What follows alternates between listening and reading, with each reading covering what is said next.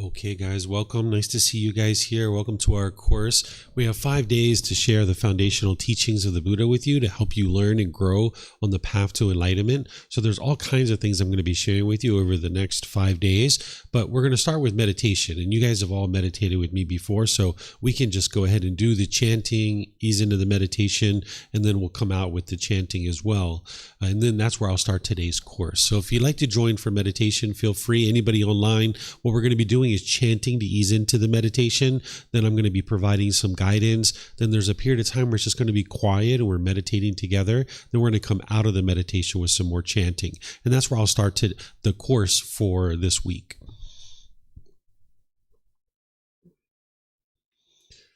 Arahang Samma Sambuddho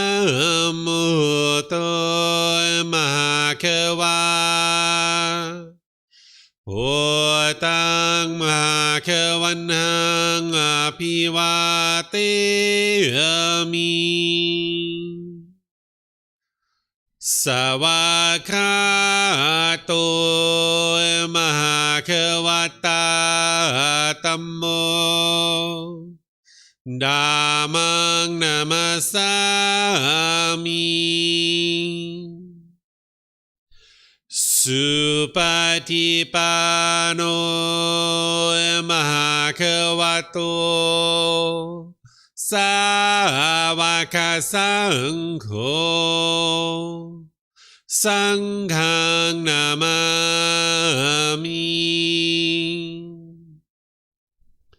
Namo Rasa Bhagavato Arahato Samma Sambuddhassa Namo Rasa Bhagavato Arahato Samma Sambuddhassa Namo Rasa Bhagavato Arahato Samma Sambuddhassa Iti piso Bhagava Arahang Samma Sambuddho Vicacaranang Sammuno Sakato Rokavitu Anutero Purisa Dhamma Sati Satatawa Manusanam Oto Bhagavati.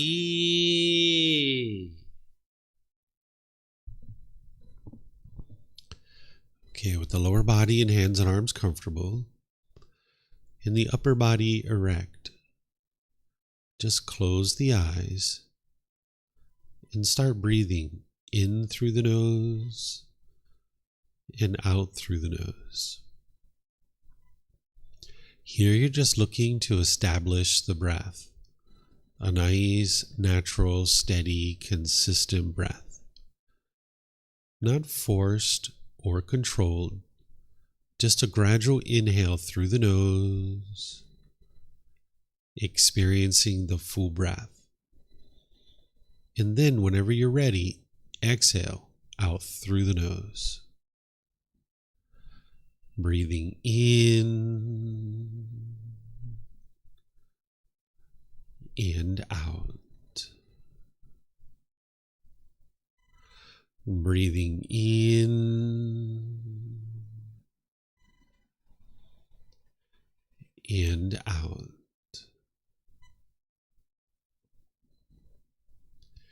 Your breath may not match up with the guidance that I'm providing, and that's okay. This is your practice. I'm just here for guidance. You can use this voice as a reminder that whenever you get to the next inhale, breathing gradually through the nose, developing a nice, natural, steady, consistent breath. And then whenever you're ready, exhale out through the nose, experiencing the full breath. Breathing in and out.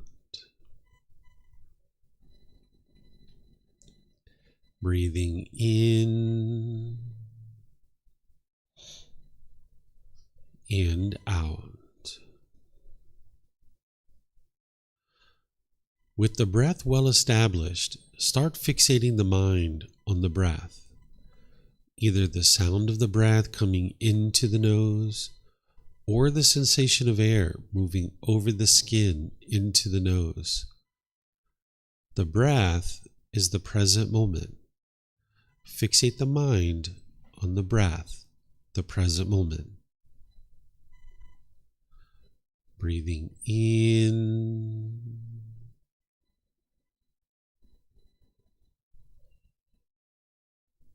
and out.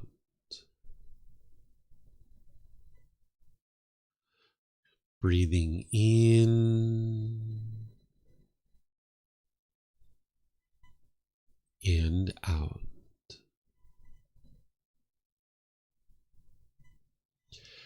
With the mind fixated on the breath, whenever you notice that it moves off the breath, cut that off, let it go, and come back to the breath, the present moment. No need to observe the thought, label it, judge it, analyze it, or even try to figure out where it's coming from. Whenever you notice that the mind is moved off the breath, cut that off, let it go, and come back to the breath, the present moment. Breathing in and out. Breathing in and out.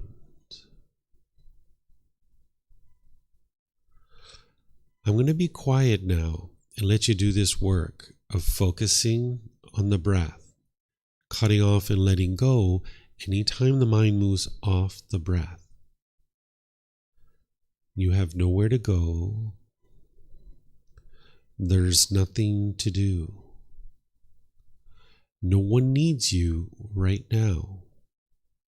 This is your time to focus on the breath. Breathing in and out.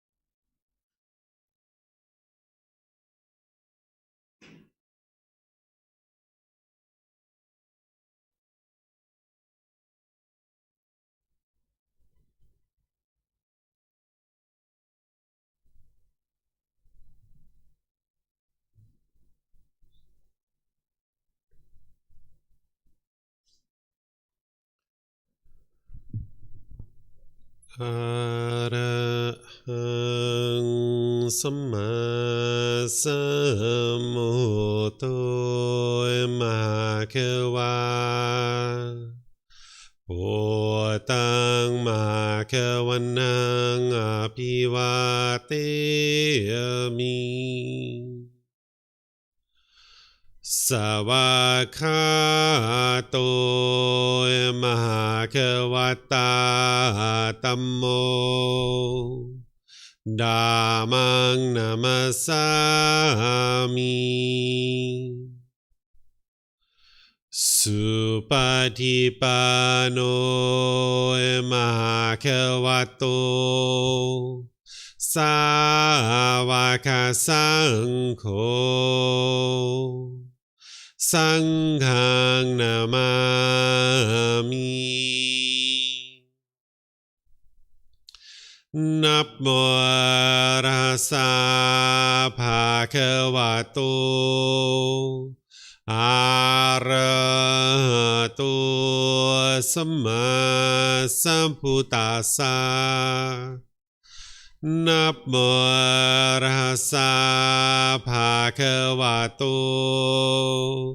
อะระหะโตสัมมาสัมพุทธัสสะนับโมตัสสะภะคะวะโตอะระหะโตสัมมาสัมพุทธัสสะ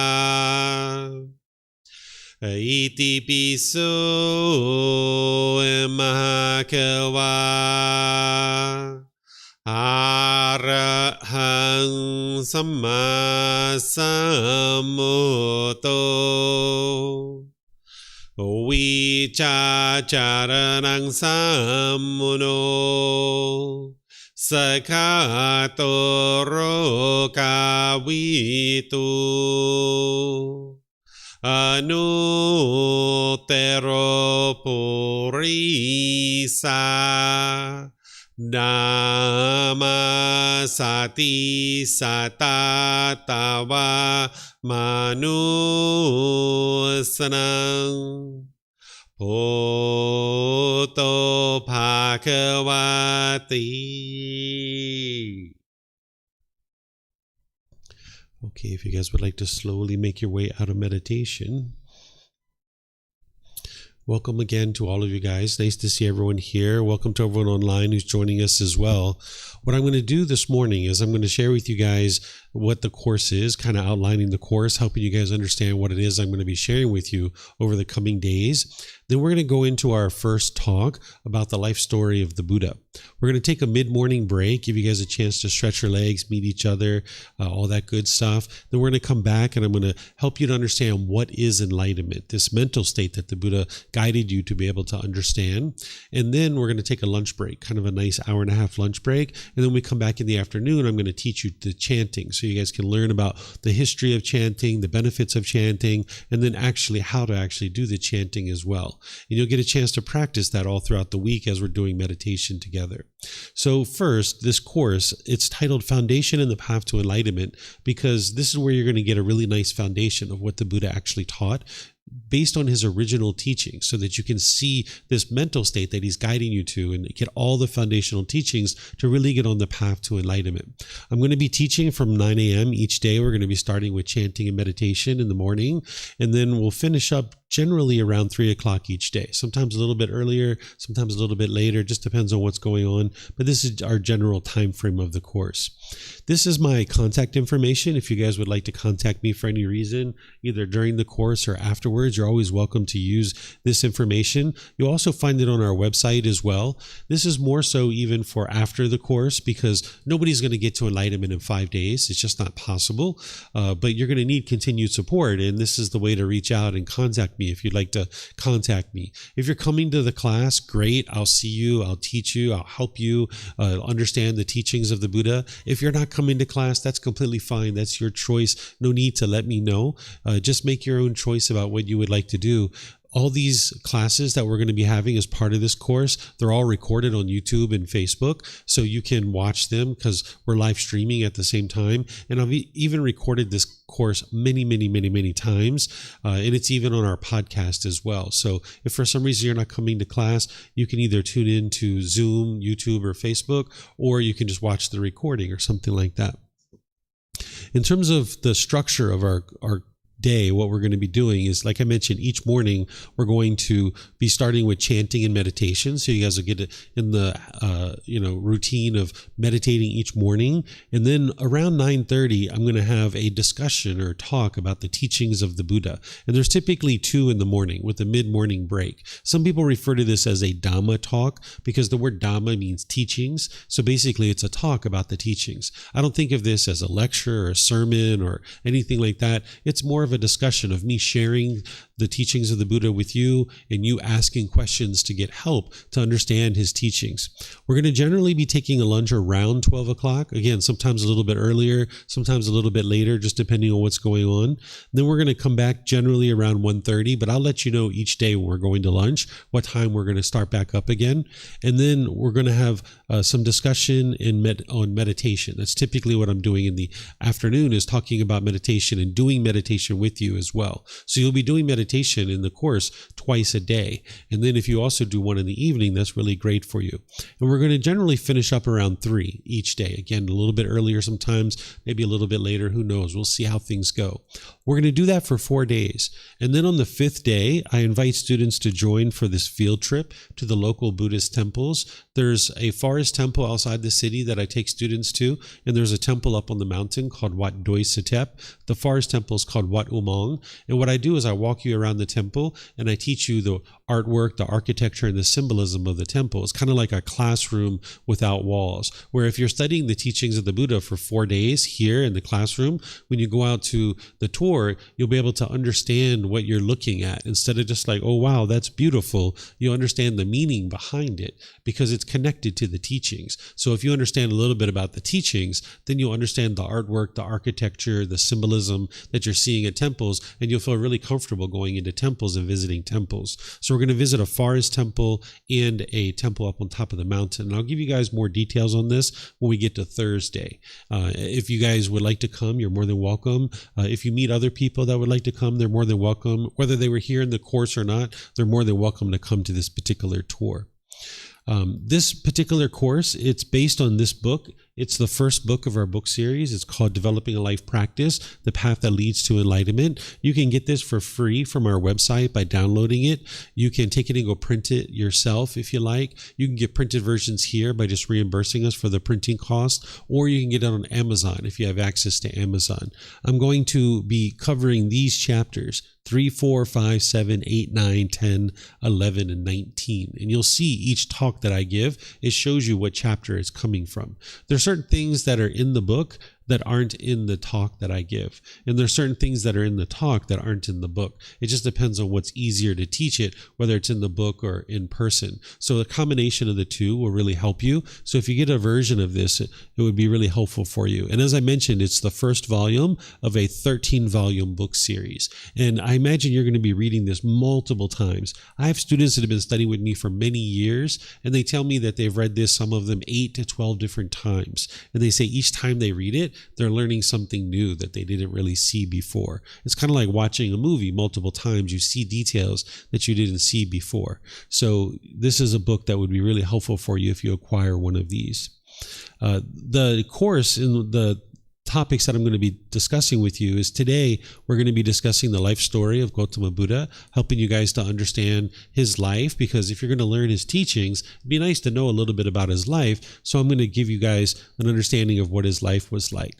Then we're going to be talking about what is enlightenment. This is a mental state that the Buddha taught of how to attain. He attained it for himself, and then he taught other people how to attain this mental state as well. So I'm going to help you to understand what that is, because if you're going to choose to go on this journey to get to enlightenment, you'd like to know what this mental state is. So I'm going to be helping you to understand that, so that then you can more easily navigate your way to it if you understand what it is. Tomorrow, I'm going to be teaching you the Four Noble Truths and the Eightfold Path. This is the core central teaching of the Buddha, the Eightfold Path. we're going to spend the entire morning discussing that. I'm going to be using the original words of the Buddha, walking you through, helping you to understand how to not only understand it intellectually, but how to practice it in your day-to-day life so you can experience the results. This is the path to enlightenment. This is how you actually get to enlightenment. So we're going to spend our time walking you through that. I'm going to show you how to apply it in your day-to-day life. Then on Wednesday, I'm going to teach you transforming the three poisons of craving, anger, and ignorance. This teaching of the Four Noble Truths, this is 4 simple statements that's going to help you understand the problem in the mind, the cause of the problem, the elimination of the problem, and the solution of how to actually solve the problem that's in the mind. And in 4 simple statements, you can independently verify what the Buddha is teaching you. Nothing in his teachings is based in belief. So you'll be able to independently verify that tomorrow, what the Buddha taught on the Four Noble Truths. But then on Wednesday, we're going to broaden your understanding of what the problems are in the mind, and we're going to deepen it so that you'll understand more, and also more of the solutions. So we'll talk about this on Wednesday. Then I'm going to teach you the 5 precepts. This is 5 impactful decisions that you could make either wisely or unwisely, and it's going to produce either wholesome results for you or unwholesome results for you. If you've heard that the Buddha taught no killing, no stealing, no sexual misconduct, no lying, no intoxicants, the Buddha didn't actually teach that. That sounds like black and white. That sounds like rules and commandments. I'm going to show you his original words for the 5 precepts. And you're going to see he gives you much more illuminating language. And it's not so black and white. So that's why it's helpful to have a teacher to show you how to navigate this and understand it so you can actually practice it. So we're going to use the original words of the Buddha all the way through, even with the 5 precepts, helping you to be able to see what he actually taught. So then you'll know the truth and you can independently verify that. Then on Thursday morning, I'm going to teach you what is karma and how does it affect me. This is a natural law that is cause and effect, or action and result. It's the results of your decisions. It's nothing mystical or magical. It's not about punishments or rewards. It's not a black cloud following you around. It's not about who's at fault or who's to blame. This is what you're awakening to in terms of getting to enlightenment. When we talk about awakening, it means to cultivate wisdom, and you're cultivating wisdom about this natural law. So you can see it very clear as day, of what would be wise and unwise for you. So while Thursday morning, I'm going to teach you about this natural law, I'm going to teach you 4 types of karma, and I'm going to teach you how to extinguish your unwholesome karma. We could really say that the entire teachings of the Buddha, in one way or another, is teaching you about this natural law. But we're going to go in and talk about it in detail on Thursday.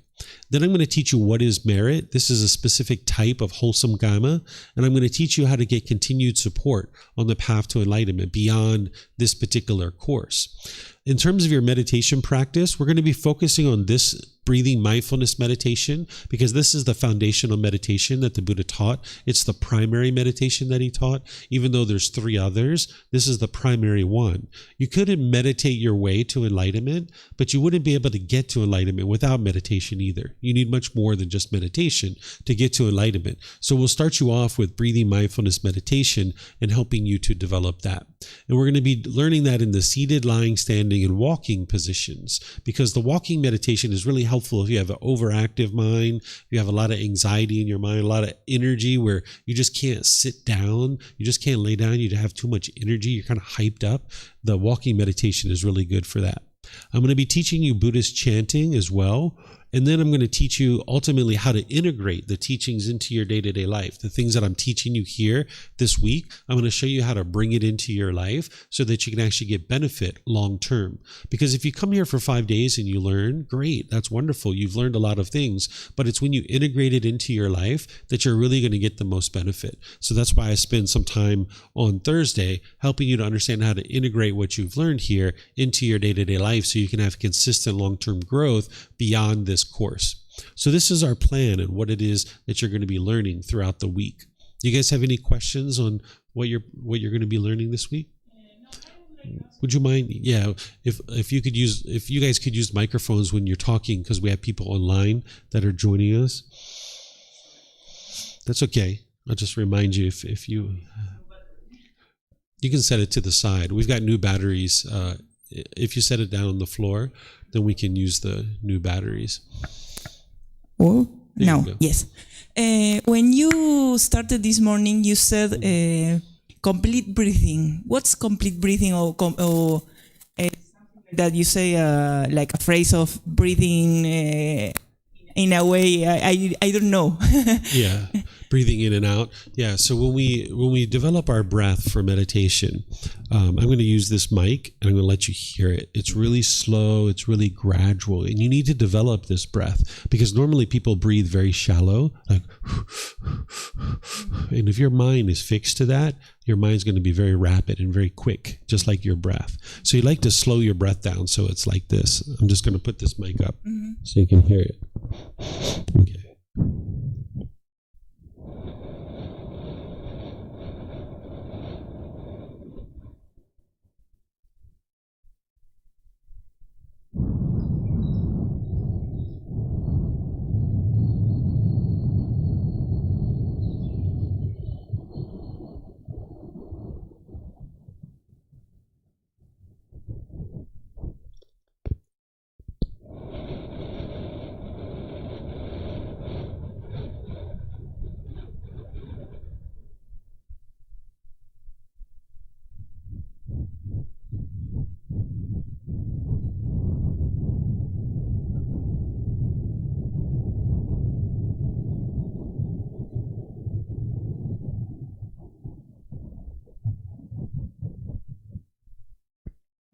So that's the type of breath you would like to build.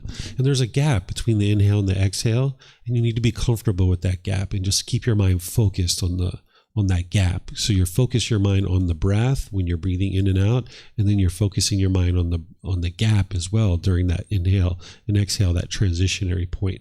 And you might have to do this outside of meditation, where maybe like 10 minutes, you're just sitting there with your eyes open, just working on breathing in and out. And then you do that for like 10 minutes, just kind of getting your breath together. And then you close your eyes and you start focusing your mind on the breath. And now might do that for a week or two as you're getting your breath developed. And now you don't have to do that anymore, that previous part, because you've already got your breath worked out. So now maybe you can just chant and go right into meditation because you've got your breath developed. But when you're first getting started with meditation, you kind of need to work with the breath a little bit because most people are breathing very shallow. So the volume of air that each person takes in is going to be different from person to person, but the pace at which you breathe can be similar, where you kind of really slow it down. Because with your mind fixated on that breath, it'll slow your mind down. Because with the mind's craving, you learned about this the other day, with the mind's craving, the mind's going to want to go, go, go, go, go, go, go, go, go, go. And what you're trying to do is restrain the mind and pull it back and slow it down. And by having your breath slow and your mind focus on the breath, that's what's going to slow it down. Sorry. You breathe with the abdomen until here or not? No, just with the chest. Yeah, because into the lungs. Deep. Because the air comes into the lungs. People that are thinking about abdominal breathing, it's not possible to breathe into your abdomen. All the air is coming into your lungs. Yeah. All they're doing is they're using their muscles in their abdomen to expand and extract their stomach. All the air is coming into your lungs. Okay. Yes, for me it was crazy, but okay, some people teach like that, and I say, okay, I ask. It's just a misunderstanding of Thank you very what much. people are doing. Yeah, it's not possible to breathe into your stomach. That microphone that doesn't have the batteries, if you they're in that little box. There's batteries that are recharged. Those should all have a charge on them. So that way you guys have nice mics for yourself. And you guys can keep these microphones with you too, because you might have more than one question during the class. So feel free to just keep it with you if you'd like. Okay. Did you have a question as well, ma'am? No, you're just getting a microphone. Okay. Anticipation of questions in the future. Yeah. Okay. All right. So now I'm going to start with this very first talk to help you guys understand the life story of the Buddha. It's chapter 19 of this book, the first book that I mentioned to you. Chapter 19 is titled The Difficult Human Existence, Sickness, Aging, and Death. The reason why is because these are the three things, there's actually four total that you're going to hear, that the Buddha motivated the Buddha to be able to go on this journey to get to enlightenment. So I'm going to share with you the life story of the Buddha. By the time you get to enlightenment, human existence is not difficult any longer because you've completely transformed your mind. And now life is so straightforward and everything's at ease. But when you're first, on the path, and when your mind is unenlightened, when there's these pollutions in the mind, life can feel somewhat difficult. It can feel somewhat miserable. And this is just because the mind doesn't have the wisdom of these natural laws. When you cultivate the wisdom of these natural laws, you can function with ease and so comfortable. There's nothing that's difficult about life after you've completely transformed your mind. So I'm going to share this story of the Buddha with you, and I've organized it in these sections. I'm going to talk about his birth, his early life, his journey to enlightenment, his teaching, what he did during his teaching, and then we'll talk about the sickness, aging, and death, because these were motivating factors for him to actually make his way to enlightenment. So his birth was actually in a place that we refer to as Nepal. Today we refer to it as Nepal, but during that time frame, that hadn't existed yet. It was just a bunch of kingdoms. He was born into a royal family. His mother was a queen married to the king. And during this time frame, if you were pregnant as a woman, when you were getting close to the time for your delivery, they would take you back to your homeland where your family lives, your parents and your brothers and sisters and cousins and people like this, because they would help you during your delivery and then after the baby was delivered. So when Siddhartha Gotama's mother was pregnant and it was almost time for her to deliver, they organized a caravan to take her back to her homeland.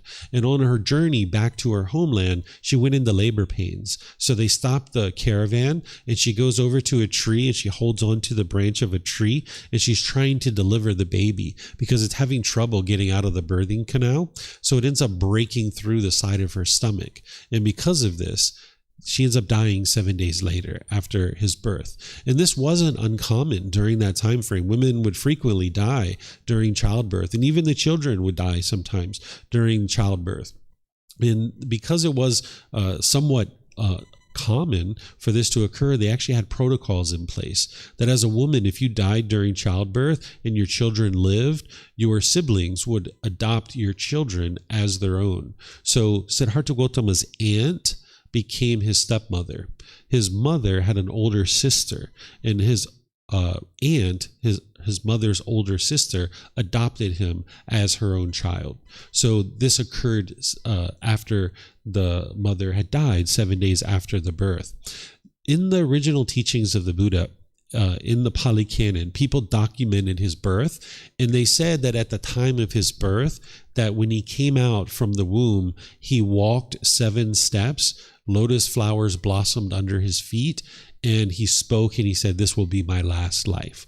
I don't actually think this is true. I think that people embellished the story as they went forward, because what a Buddha does in the world is very wonderful. It helps the world in ways that the world didn't even realize that a Buddha could actually help them. And they do amazing things during their life to be able to help all of humanity to understand the teachings that it takes to get to enlightenment. And sometimes when people do something really amazing like that, people will embellish that person's story to try to make them look even better than they already are. The Buddha did amazing things. We don't need to embellish his story.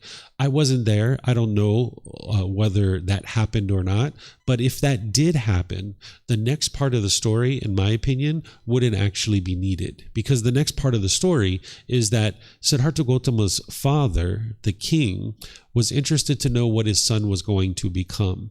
And he summons 108 advisors to come and let him know what his son's going to become. These are like fortune tellers. Well, if your son is walking and talking and lotus flowers are blossoming under their feet, you kind of know, like, this kid's special. Like, you don't need other people to tell you what this person's going to become. So that's why I think this part of the story probably isn't true. But nonetheless, that's what you'll see if you read the original words of the Buddha in the Pali Canon, what people documented after his death. So these advisors came to advise his son, or advise his father, and there was 107 of them that told his father that his son was going to be a great monarch, a great ruler. He was going to rule over his kingdom. He was going to expand his kingdom really far and wide. And his father's like, that's my boy. Yeah, okay, that's my son. He's going to expand my kingdom, right? But there was this one last advisor who came in and he apologized to the king. And he said, "Sir, I'm so so sorry to share this news with you. He said, I heard the other advisors, and they are 100% accurate. Your son is going to be a great leader, but not in the way that you think. He's not going to be a monarch or a ruler. He's going to be a spiritual leader. And his father didn't like this. And his father decides to sequester him into the palace, keeping him locked away in the palace so that he would never go out into the world to get involved in worldly affairs. He thought that if he went out and got involved in worldly affairs, that he would be interested to be a spiritual leader. So he was trying to get him hooked to this life of being a king and a monarch and a ruler. So he kept him in the palace for his entire childhood, his entire life. He gave him like wonderful fabrics to wear as clothing. He gave him wonderful food and entertainment, beautiful women bathing him and taking care of him, jewels and riches, everything you can imagine a king, a rich king could give to their son. He gave it to Siddhartha Gotama in order to kind of get him hooked to this life of being a monarch and a ruler and a king, thinking that he would never leave this life. So Siddhartha Gotama stays inside the royal palace for 29 years, living this type of life. And at the age of 29, he realizes he's about to become the king, because you would become the king during this time frame when you reached the age of 30, your father would retire, and now they would be there to help you learn how to be a king. And at the age of 30, you would become the king. So at the age of 29, he realized like, hey, I'm about to become the king, and I've never even been outside the palace. How could I rule over this kingdom if I don't even know what the kingdom is like? So without his father knowing and against his father's wishes, he goes outside the palace, and he takes with him a kind of his chief of staff, his royal attendant, this person that's very close to him. And he goes outside the palace, and he has what's called the 4 observations.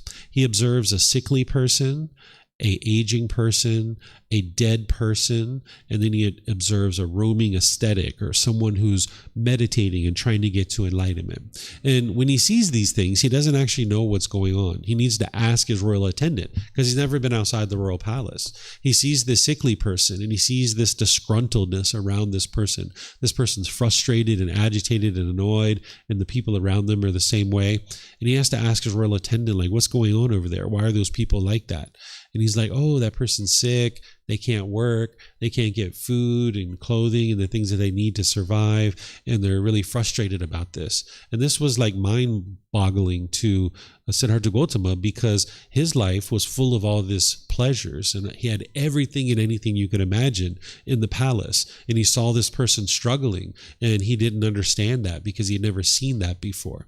And then he sees this aging person, this kind of older, decrepit person, their bones kind of protruding, having difficulties walking. And again, there's this frustration and agitation around this person. And he has to ask his royal attendant, like, what's going on over there? What's going on with this person? And he's like, oh, it's the same thing. Like, this person, they can't get the things that they need to survive in life. And, they're having difficulties and struggles. And this really had an impact on Siddhartha Gotama, because his life wasn't like that. He had everything that you could imagine. Then he saw a dead corpse, and he saw people grieving around the dead body, and they were so sorrowful. And he needs to ask his royal attendant, like, what's going on over there? And it was the same story. It was like, hey, this person was here helping this family to be able to work and to be able to understand how to get supplies that they need in order to support themselves. And now they don't have that person available to them anymore. They're going to struggle in life. And again, this is really impactful to Siddhartha Gotama, because his life is full of luxury and everything you can imagine. And then he sees this roaming ascetic. This is the 4th observation. He sees somebody who's meditating and trying to get to enlightenment, trying to understand how to solve this sickness, aging, and death. And he needs to ask his royal attendant, like, what's going on over there with that person? And he's like, oh, that person's trying to understand this sickness, aging, and death, and how to help these people. And Siddhartha Gotama decides that that's what he would like to do, that he wasn't interested in being a king, that he felt like the kingdom was full of misery and despair, and he felt like he couldn't rule over that misery and despair, that instead he was interested in helping these people escape this. So he decides he's going to leave from the royal palace, and he's going to go off on this journey and try to get to enlightenment and try to figure out how to help these people in the kingdom that were struggling with sickness, aging, and death. But at the time, he was married. And he had a young child, a very infant child, a newborn child. And when he goes back to the palace, it's nighttime and they're sleeping.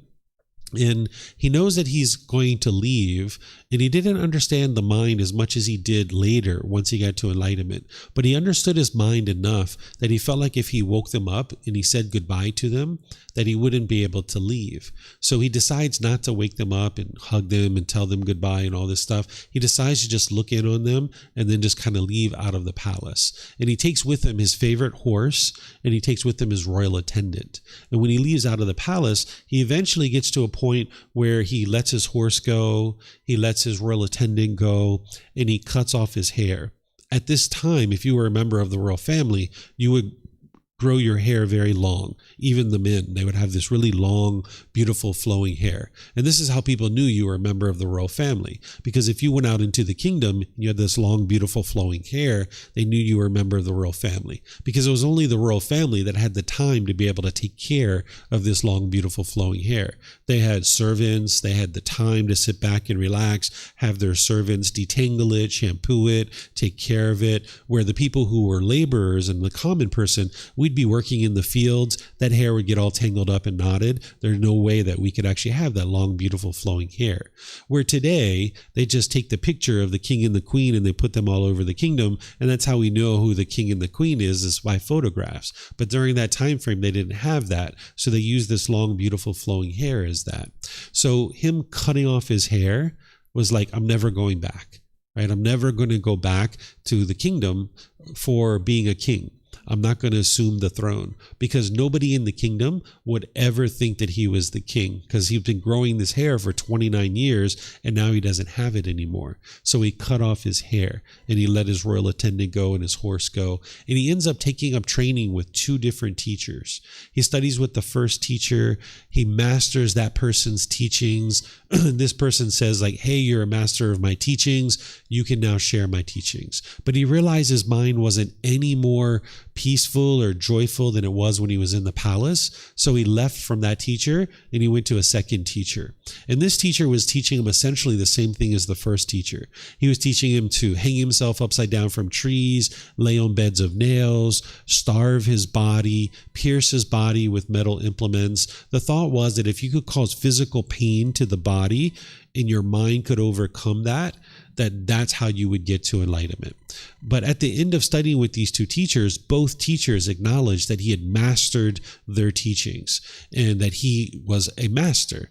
And he realized that his mind wasn't any more peaceful than it was when he was in the palace. So he decided that he was going to leave from these 2 teachers and go off on his own and try to figure out how to get to enlightenment. He was frustrated with the whole situation because he felt like he had wasted 2 years of his life just kind of spending time with these teachers and doing these kinds of things. But when he left from these teachers, the only things that he knew how to do is what those teachers taught him. So he was still starving himself and doing all these other things that he had been learning from these teachers. And he takes it really, really, really, really far because he's testing it to see if it actually works. He gets to the point where he's only eating 1 grain of rice per day. That's all he was eating to sustain himself, is just 1 grain of rice. And at this time, his bones were protruding, his muscles had deteriorated. He was basically skin and bones. And he was on the edge of the forest meditating. And there was a mother and a young daughter that comes by, and they see the condition that he's in, and they think that he's about to die because his body is obviously showing signs that he's malnourished and hasn't been well taken care of. So they sit down and they beg and they plead with him to eat some rice. And he reluctantly accepts this rice and decides to start eating this rice. And in this moment, he has a realization. He realizes that if he allows this body to die, that he wouldn't be able to train the mind. So he realizes that when he was in the royal palace, he was living this life of sensual pleasures where he had everything and anything that he ever wanted in life. But then when he left the royal palace, he swung all the way over to the other side where he was disparaging the body, starving the body, hanging himself upside down from trees, and doing all these things. And he realized neither of those 2 things, neither of those 2 extremes lead to enlightenment. So this is where he figured out the middle way. that there's a middle way, that he started doing things in moderation. And this is where his practice really excels. So over the next 4 years, he figures out how to get to enlightenment. And he's done this by himself. And he knows that he's enlightened because his mind's completely peaceful. It's joyful. He doesn't experience any anger or sadness or frustration or any of those discontent feelings. It's all been eliminated from his mind. So he knows that he's figured out how to get to enlightenment. But he wasn't quite sure whether the world was ready for his teachings or not, because what he had to teach was very different than what other people were learning at the time. So he goes to this tree in a place that we refer to as Northeast India, and he hangs out at this tree for a while. And he contemplates whether or not he should share his teachings with others. And he stays there for 7 weeks, trying to figure out if he's going to go back to the palace or if he's going to go forward and actually share the teachings that it takes to help people get to enlightenment. Well, obviously, he shared his teachings. He decided that he was going to share his teachings. So he ends up going back to the area where he was studying with those first 2 teachers, and he comes in contact with 4 of his previous classmates and 1 of his previous teachers. And when he encounters them, they start laughing at him. They start joking him. They start mocking him because they see him coming from afar, and they see that he looks bright. He looks vibrant. He looks healthy. He's got meat on his bones. And they thought he had given up on the path to enlightenment because to them, in order to get to enlightenment, you needed to be starving the body. Right? You should have skin and bones, So when they saw that he looked all healthy, they were like, this guy's given up. So they start laughing at him and joking him and mocking him. But by the time you get to enlightenment, those things don't affect your mind. So he just came over to where they were at. He sat down, he took his hand and he touched the earth, and he performed the one and only miracle that he ever performed. When he touched the earth, it brought animals to where he was at. There were deer and squirrels and rabbits and birds and snakes and lizards. All these different animals just came to where he was at. And these 5 people could see like, whoa, maybe we should listen to this guy. So they sit down, and the Buddha gives the very first talk. He describes the 4 noble truths. And in 4 simple statements, he explains to them in a way that they could independently verify what is the problem in the mind, the cause of it, the elimination of it, and the path forward.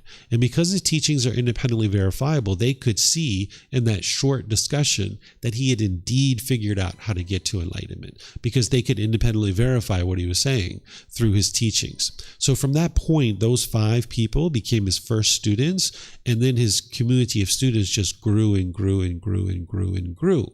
And ultimately, by the time he dies at the age of 80, there were countless people that had gotten to enlightenment. So he taught from the age of 35 to 80. It took him 6 years to get to enlightenment. And it was this sickness, aging, and death that motivated him to go on this journey to get to enlightenment. And he ultimately figures out why people keep experiencing this over and over and over again, which you guys are going to learn about in this course. What he figures out is that the mind is craving permanence, that if you crave permanent health, when you experience sickness, you're going to be disgruntled and angry and agitated and frustrated because your mind's not getting what it wants. If you crave permanent youthfulness, when this body starts changing and you experience aging, wrinkles, gray hair, things like this, you'll be frustrated, agitated, or annoyed.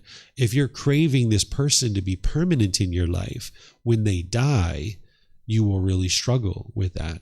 So he figured out what was causing this disgruntledness and frustration during sickness, aging, and death.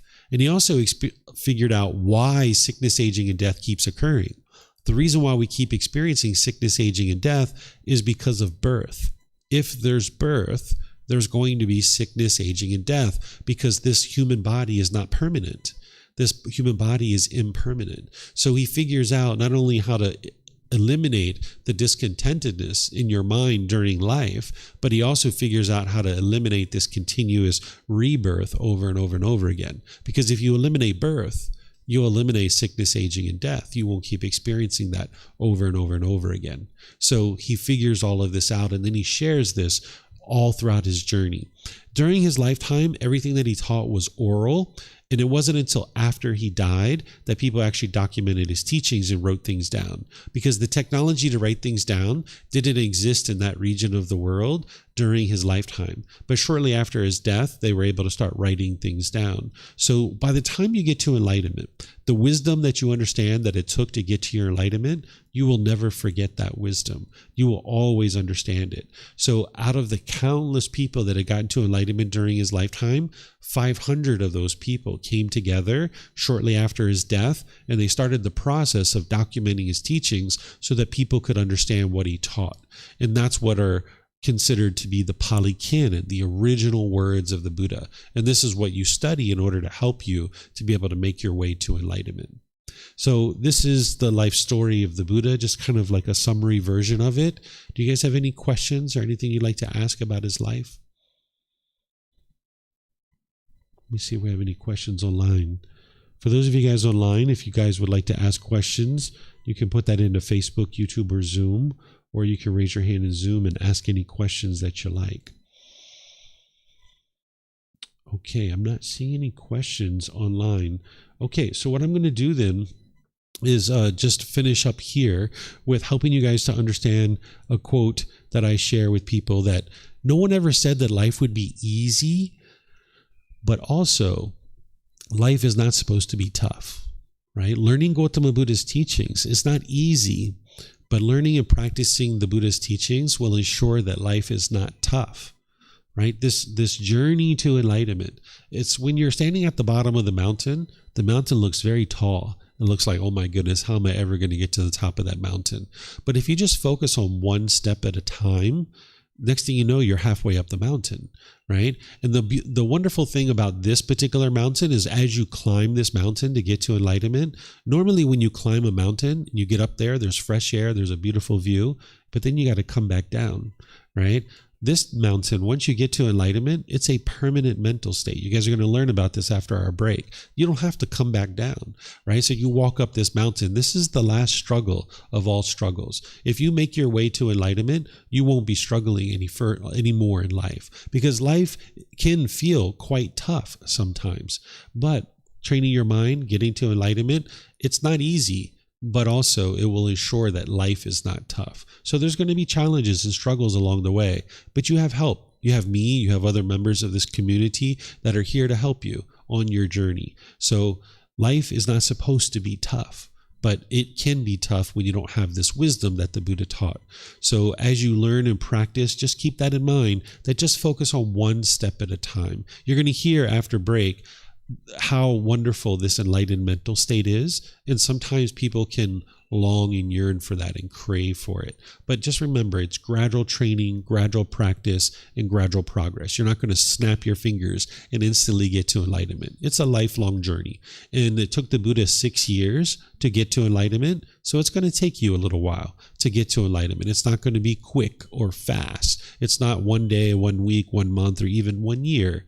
But gradually, slowly but surely, you'll see improvements to your mind. I've had people take this course before, and they come in on the third day, on Wednesday morning, and they say, David, I got an email this morning that would have normally shaken me up, and I would have been so upset. But I wasn't.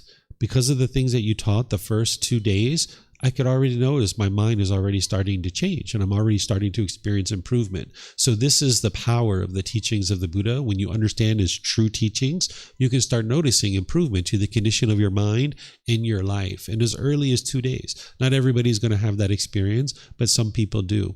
So learning and practicing his teachings, it's not easy, but it's going to ensure that life is not tough.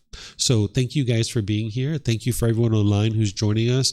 I'm going to share the teachings of the Buddha to help you guys understand this foundational teachings of how to get to this enlightened mental state.